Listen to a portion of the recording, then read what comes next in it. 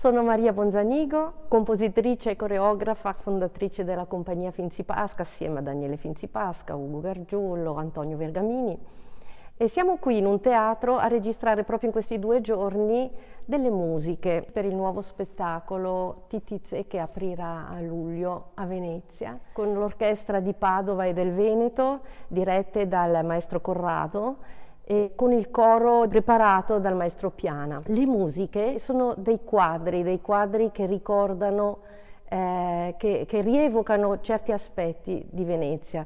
E in particolare mi sono ispirata per questi quadri musicali a detti e proverbi veneziani. Queste cose raccontano molto di cos'è un luogo, no? I detti vengono chissà da quando e racchiudono delle verità.